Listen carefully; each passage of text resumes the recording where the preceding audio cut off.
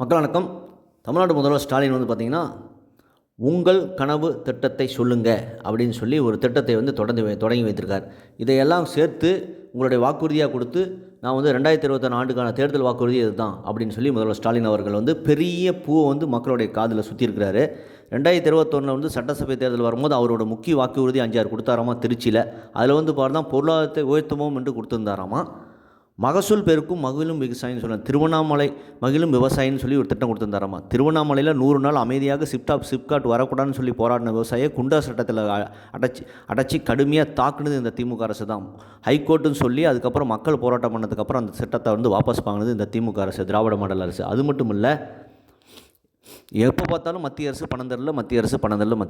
கடந்த 11 ஆண்டாக மத்தியில் மோடி அரசு வந்து கிட்டத்தட்ட 5 லட்சம் கோடி அளவுக்கு தமிழ்நாட்டுக்கு பணம் கொடுத்துருக்கு. அது வந்து யார் பணம்? மத்திய அரசு பணம் இல்லையா? அது மட்டும் இல்லை, இன்னொன்று என்னென்னா, எதை எடுத்தாலும் கவர்னரை வைத்து முடக்கு பார்க்குது. கவர்னர் வந்து எல்லாத்துக்கும் கையெழுத்து போடுறாரு. ஏதாவது ஒன்று நீங்கள் வேண்டுமென்று வீம்புக்காக நிறைவேற்றி வைத்திருக்கிற இந்த நீட்டு போன்ற மசோதை தான் வந்து ஒன்று அவர் திருப்பி அனுப்புகிறார், இல்லைன்னா ஜனாதிபதிக்கு அமைச்சிருக்காரு. இதை தவிர்த்து வேறு எதாவது அவர் தமிழ்நாட்டு அரசுக்கு விரோதமாக செஞ்சுருக்காரு. அது மட்டும் இல்லை, அனைவருக்காம அனைத்தும் அப்படின்னு சொல்லியிருக்கீங்க. என்னத்தை நிறைவேற்றினீங்க? கொடுத்த வாக்குறுதியில் 560 வாக்குறுதியில் 404 வாக்குறுதி நிறைவேற்றி விட்டோம் என்று கொஞ்சம் கூட மனசாட்சி இல்லாமல் போய் சொல்கிறீங்க.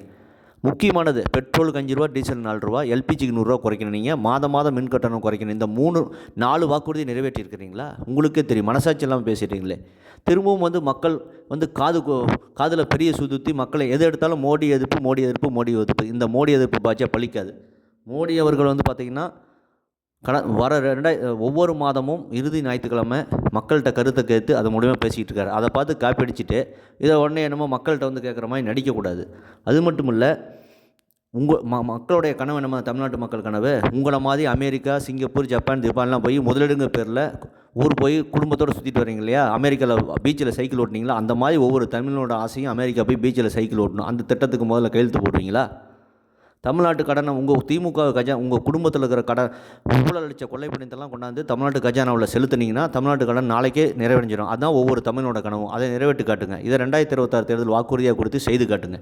மக்களே ஏமாறுவீர்கள். இல்லை என்றால் திரும்பவும் திமுக ஆட்சியில் அமைத்திங்க. 2026 தேர்தலில் இந்த 3000 ரூபா பொங்கலுக்கு கொடுத்துட்டாங்கன்னு சொல்லி ஆசைப்பட்டு திமுக தேர்தலில் திரும்ப 2020 தேர்தல் ஆட்சியில் அமைத்தினா திருப்பரங்குன்ற மாதிரி இன்னும் பல இன்னல்கள் இந்துக்கள் சந்திக்க இருக்கிறோம். கண்டிப்பாக மக்களை விழித்துக் கொள்ளுங்கள். இல்லையென்றால் அந்த ஆண்டவனே வந்தாலும் தமிழ்நாட்டை காப்பாற்ற முடியாது. இதை பற்றி உங்களுக்கு கருத்து கமெண்ட் செய்யுங்க. சேனலை ப்ளீஸ் சப்ஸ்கிரைப் அண்ட் ஷேர் செய்யுங்கள். நன்றி, வணக்கம், ஜெய்ஹிந்த்.